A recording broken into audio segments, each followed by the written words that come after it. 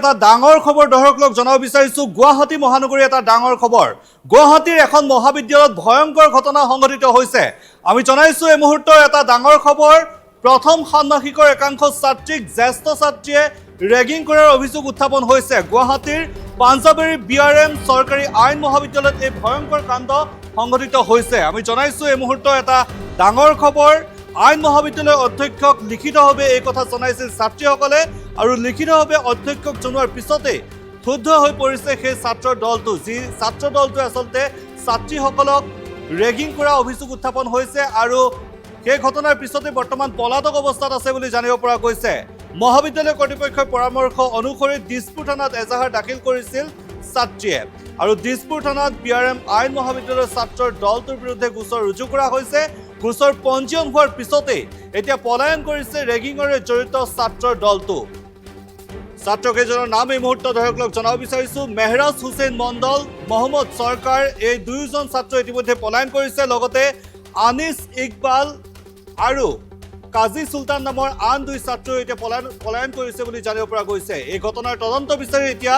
মহাবিদ্যালয় কৰ্তৃপক্ষক পত্ৰ ৰেগিঙৰে জড়িত ছাত্ৰৰ দলটোৰ কেউজনে NSUৰ সদস্য বুলি জানিব পৰা গৈছে গুৱাহাটী মহানগৰীৰ এখন মহাবিদ্যালয়ত সংঘটিত হৈছে এই ভয়ংকৰ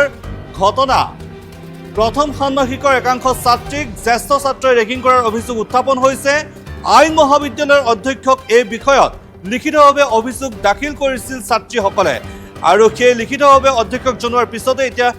ছাত্ৰসকল ক্ষুব্ধ হৈ পৰিছে আৰু মহাবিদ্যালয় কৰ্তৃপক্ষৰ পৰামৰ্শ অনুসৰি ছাত্ৰীসকলে দিছপুৰ থানাত এক গোচৰ ৰুজু কৰিছিল আৰু সেই গোচৰ পঞ্জীয়ন হোৱাৰ পিছতে এতিয়া ছাত্ৰ দলটোৱে পলায়ন কৰিছে বুলি জানিব পৰা গৈছে এই মুহূৰ্তত আমি ফোন লাইনত সংযুক্ত হৈছো সবিশেষ জানিবলৈ আমাৰ সাংবাদিক জয়ন্ত শৰ্মাৰ সৈতে জয়ন্ত শৰ্মা আপোনাৰ ওচৰলৈ আহিছো গুৱাহাটী মহানগৰীৰ এখন মহাবিদ্যালয়ত এই ভয়ংকৰ কাণ্ড সংঘটিত হৈছে সমগ্ৰ ঘটনাটো সন্দৰ্ভত সবিশেষ জনাওক জয়ন্ত হয় নয়ন চাওক আমি যেতিয়া আৰক্ষীৰ লগত এই সম্পৰ্কে যোগাযোগ হৈছিলো তেতিয়া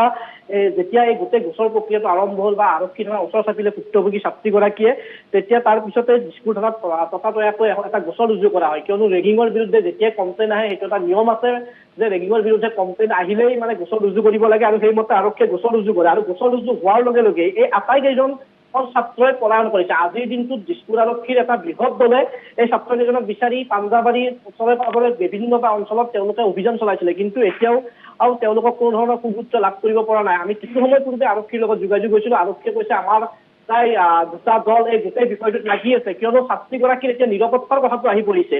ছাত্ৰীগৰাকীয়ে অভিযোগ দিছে অভিযোগ দিয়াৰ যদি এই যুৱককেইজন যদি পলাই হাৰি থাকিব পাৰে তেতিয়াহ'লে হয়তো ছাত্ৰীগৰাকীকো তেওঁলোকে অনিষ্ট কৰিব পাৰে এনেকুৱা ধৰণৰ এটা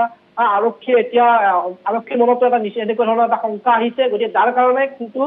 এটা বৃহৎ আৰক্ষীৰ দলে ইতিমধ্যে এই সন্দৰ্ভত তেওঁলোকক বিচাৰি উলিওৱাৰ কাৰণে চেষ্টা অব্যাহত ৰাখিছে আৰু আমি যদি মহাবিদ্যালয়খনৰ কথা কওঁ তেতিয়াহ'লে এক প্ৰকাৰ আইনৰ য'ত শিক্ষা দিয়া হয় তাতেই এনেকুৱা ধৰণৰ এটা বেআইনী কাম হৈছে অৰ্থাৎ আইনৰ য'ত আইনৰ শিক্ষা দিয়া হয় য'ত আইনী ছাত্ৰ ছাত্ৰীসকলক পঢ়োৱা হয় তাত এনেকুৱা ধৰণৰ বেআইনী কামে সকলোকে চিন্তিত কৰিব আপোনাকো চিন্তিত কৰিব মোকো চিন্তিত কৰিব কিয়নো একাংশই আইন পঢ়িবলৈ গৈ তাত বেআইনী কামত যদি লিপ্ত হয় তেতিয়াহ'লে পৰৱৰ্তী পৰ্যায়ত সেই ছাত্ৰ ছাত্ৰীসকল আহি তেওঁলোকে কেনেকুৱা ধৰণৰ আচলতে মানুহক ন্যায় দিব এই প্ৰশ্নসমূহ উত্থাপন হয় গতিকে এইটো এটা এতিয়া আৰক্ষীৰ কাৰণে বিশেষভাৱে মহানগৰ আৰক্ষীৰ কাৰণে এটা ডাঙৰ প্ৰত্যাহ্বান যে এই যিকেইজন ছাত্ৰ আছে এই 4জন ছাত্ৰক শীঘ্ৰে যদি গ্ৰেপ্তাৰ নহয় তেতিয়াহ'লে কিন্তু ছাত্ৰীগৰাকীৰ আচলতে অনিষ্ট হোৱাৰ সম্ভাৱনা আছে তাৰ লগতে তেওঁলোকে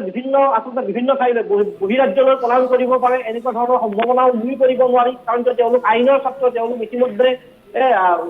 নাবালক হৈ থকা নাই তেওঁলোক শিশু নহয় বা তেওঁলোক নাবালক নহয় গতিকে তেওঁলোক যিহেতু চাবালক গতিকে তেওঁলোকে যিকোনো পৰ্যায়ত যিকোনো স্থানলৈ তেওঁলোকে পলায়ন কৰিব পাৰে গতিকে এই ক্ষেত্ৰত জয়ন্ত কেৱল ৰেগিং কৰাই নহয় এগৰাকী ছাত্ৰীক বলাৎকাৰ কৰি হত্যা কৰাৰ ভাবুকি দিয়াৰ অভিযোগ উত্থাপন হৈছে সেই ছাত্ৰকেইগৰাকীৰ বিৰুদ্ধে কিমান সত্য হয় নহয় ইতিমধ্যে সেই ছাত্ৰীগৰাকীক এদিন তেওঁক ৰেগিং কৰিছে নতুনকৈ আহিছে পঢ়িবলৈ ৰেগিং কৰিছে সেনেকুৱা নহয় তেওঁক কেইবাটাও দিন ধৰি যি ছাত্ৰীগৰাকীয়ে আমাক তেওঁ যিহেতু ছাত্ৰীগৰাকীয়ে নিজৰ পৰিচয়টো দিব বিচৰা নাই গতিকে আমি সেই পৰিচয় লুকুৱাই ৰাখিব লাগিব কিন্তু আমি তেওঁৰ লগত যেতিয়া যোগাযোগ কৰিবলৈ চেষ্টা কৰিছো তেতিয়া তেওঁৰে সম্পৰ্কীয় মানুহে আমাক জনাইছিলে যে এদিন বা দুদিন নহয় এই ঘটনা প্ৰতিটো দিনতে তাত সংঘটিত হৈ আছিলে তাই প্ৰতিটো দিনতে এই ছাত্ৰৰ দলটোৱে তেওঁ ছাত্ৰীগৰাকীক বিভিন্ন যি মানসিক নিৰ্যাতন চলাই শাৰীৰিক নিৰ্যাতন কৰিবলৈ চেষ্টা কৰে তেওঁলোকে বিভিন্ন যি বিশেষভাৱে যদি আমি চাওঁ বলিউডৰ বিভিন্ন চিনেমাৰ কাইদাৰে তেওঁলোকে সেই ছাত্ৰীগৰাকীক নিৰ্যাতন কৰিবলৈ চেষ্টা কৰে, অৰ্থাৎ তেওঁলোকে বেয়া বেয়া ইংগিত দিয়াৰ চেষ্টা কৰে, এনেকুৱা ধৰণৰ কৰ্মকাণ্ড তেওঁলোকে সংঘটিত কৰি আহিছিল আৰু শাৰীৰিকভাৱে ছাত্ৰীগৰাকীক অপদস্থ কৰিবলৈ চেষ্টা কৰিছিলে। আনকি আমাৰ হাতত যে খবৰ আছে সেই খবৰ অনুসৰি তেওঁলোকে বিভিন্ন সময়ত ছাত্ৰীগৰাকীক নিশাৰ ভাগত ফোন কৰি ডিষ্টাৰ্ব কৰে, যদি এটা নম্বৰ যে তেওঁলোকক ব্লক কৰি দিয়া হয় আন বেলেগ নম্বৰ ব্যৱহাৰ কৰে, এনেকুৱা ধৰণৰ তেওঁলোকৰ বিৰুদ্ধে অভিযোগ ইতিমধ্যে আহি পৰিছে। গতিকে এই যে ছাত্ৰ দলটো শীঘ্ৰে গ্ৰেপ্তাৰ নকৰাকৈ ছাত্ৰীগৰাকীৰ অনিষ্ট হোৱাৰ পূৰ্ণ সম্ভাৱনা আছে। নয়ন, হয় জয়ন্ত, আৰু এটা কথা জানিব বিচাৰিছোঁ, যিহেতু বহুদিন ধৰি তেনেধৰণৰ ৰেগিঙৰ সন্মুখীন হৈ আহিছিল বুলি জানিব পৰা গৈছে এই ছাত্ৰীকেইগৰাকী, এই ক্ষেত্ৰত মহাবিদ্যালয়খনৰ কৰ্তৃপক্ষ অৱগত নাছিল নেকি? ৰেগিঙৰ বিৰুদ্ধে কোনো ধৰণৰ ব্যৱস্থা গ্ৰহণ কৰা নাছিল নেকি? এনেধৰণৰ কথা কি হৈছিল আচলতে মহাবিদ্যালয় কৰ্তৃপক্ষই এই বিষয়ে অৱগত আছিল নে নাই? নিশ্চিতভাৱে নয়ন, যিহেতু এই গোটেই বিষয়টো আজি কেইবাটাও দিন ধৰি অৰ্থাৎ কেইবা মাহো ধৰি চলি আহিছিলে আৰু আমি এই কথা যেতিয়া গম পাইছো তেতিয়া আমি মহাবিদ্যালয় কৰ্তৃপক্ষৰ লগত যোগাযোগ কৰিবলৈ চেষ্টা কৰিছিলো, কিন্তু তেওঁলোকে আজিৰ দিনটোত ৰবিবাৰ কাৰণে তেওঁলোকে আমি তেওঁলোকৰ লগত যোগাযোগ কৰা সম্ভৱপৰ হৈ নুঠিল। হয়তো আমি তেওঁলোকৰ লগত মঙলবাৰে যোগাযোগ কৰিবলৈ চেষ্টা কৰিম পুনৰবাৰ, বা মঙলবাৰে তেওঁলোকৰ লগত যোগাযোগ হ'ম, কিয়নো কাইলৈৰ দিনটোতো মহাবিদ্যালয়সমূহ বন্ধ আছে। এটা কথা উল্লেখ কৰিব লাগিব যে ছাত্ৰীগৰাকীয়ে যি এজাহাৰ দিছিলে, এজাহাৰখনত কিন্তু এটা কথা উল্লেখ কৰিছিলে যে এই কথা মহাবিদ্যালয় কৰ্তৃপক্ষক তেওঁলোকে অৱগত কৰিছিলে আৰু মহাবিদ্যালয় কৰ্তৃপক্ষই ছাত্ৰীগৰাকীক দিছপুৰ থানাত এজাহাৰ দাখিল কৰিবলৈ নিৰ্দেশ দিছে বা তেওঁক পৰামৰ্শ দিছে। কিন্তু এটা কথা উল্লেখ কৰিম যে অৰ্থাৎ মহাবিদ্যালয় কৰ্তৃপক্ষই সকলো কথা জানিছিলে, হয়তো মহাবিদ্যালয় কৰ্তৃপক্ষই সকলো কথা জনাৰ পিছতো এই যি উদণ্ড ছাত্ৰৰ দল আছিলে, উদণ্ড ছাত্ৰৰ দলটো হয়তো ঠাণ্ডা কৰিব পৰা নাছিলে বা তেওঁলোকক যি নিয়মানুবৰ্তিতা সেই নিয়মানুবৰ্তিতাৰ ভিতৰত আনিব পৰা নাছিলে, যাৰ কাৰণেই মহাবিদ্যালয় কৰ্তৃপক্ষই ছাত্ৰীগৰাকীক আৰক্ষীৰ ওচৰত চাপিবলগীয়া। কিয়নো এখন মহাবিদ্যালয়ে কেতিয়াও পটককৈ নিজৰ এগৰাকী ছাত্ৰীক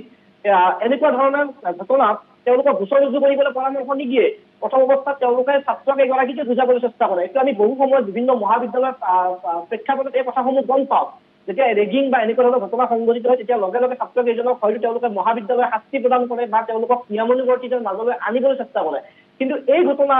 যেতিয়া সংঘটিত হ'ল বা এই ঘটনা যেতিয়া পোহৰলৈ আহিল, এটা কথা স্পষ্ট হ'ল যে সেই ছাত্ৰকেইজনৰ ইমানেই উদণ্ড স্বভাৱৰ আছিল যে তেওঁলোকক মহাবিদ্যালয় কৰ্তৃপক্ষই ঠাণ্ডা কৰিব পৰা নাছিল বা নিয়মানুবৰ্তিতাৰ মাজলৈ আনিব পৰা নাছিল, আৰু যাৰ কাৰণে মহাবিদ্যালয় কৰ্তৃপক্ষই ছাত্ৰীগৰাকীক নিজেই পৰামৰ্শ দিছে যে ছাত্ৰীগৰাকীয়ে আৰক্ষীৰ ওচৰত চাপিব লাগে। হয় জয়ন্ত শৰ্মা, এই মুহূৰ্তত আপোনাক ধন্যবাদ জনাইছোঁ। গুৱাহাটী মহানগৰীৰ এখন আইন মহাবিদ্যালয়ত এই ঘটনা সংঘটিত হৈছে। ছাত্ৰীসকলে ৰেগিঙৰ অভিযোগ উত্থাপন কৰিছে আৰু এগৰাকী ছাত্ৰীয়ে বলাৎকাৰ কৰি হত্যা কৰাৰ ভাবুকি দিয়াৰ অভিযোগো উত্থাপন কৰিছে। এই ঘটনাৰ পিছতে এতিয়া ছাত্ৰীসকলে দিছপুৰ থানাত এজাহাৰ দাখিল কৰিছে। যিকেইজন ছাত্ৰই আচলতে এই কাণ্ড সংঘটিত কৰিছিল সেই ছাত্ৰকেইজন বৰ্তমান পলাতক আছে বুলি জানিব পৰা গৈছে। আমি জনাইছোঁ এই মুহূৰ্তৰ এটা গুৰুত্বপূৰ্ণ খবৰ, আইন মহাবিদ্যালয়ৰ অধ্যক্ষক লিখিতভাৱে ছাত্ৰীসকলে জনাইছিল। যিসকল ভুক্তভোগী ছাত্ৰী আছিল তেওঁলোকে জনাইছিল আৰু তাৰ পিছতেই ক্ষুব্ধ হৈ পৰিছিল এই কথাত। ছাত্ৰ দলটো ক্ষুব্ধ হৈ পৰা দেখিবলৈ পোৱা গৈছিল। দিছপুৰ থানাত এজাহাৰ দাখিল কৰিছিল ছাত্ৰীসকলে আৰু পৰৱৰ্তী সময়ত যিকেইজন ছাত্ৰই আচলতে সেই ৰেগিঙৰ কাৰ্য সংঘটিত কৰিছিল, সেই ৰেগিং কাৰ্য সংঘটিত কৰা ছাত্ৰসকল বৰ্তমান পলাতক অৱস্থাত আছে বুলি জানিব পৰা গৈছে। দিছপুৰ থানাত এজাহাৰ দাখিল কৰাৰ পিছতে এতিয়া পলাতক হৈ আছে 4জন ছাত্ৰ।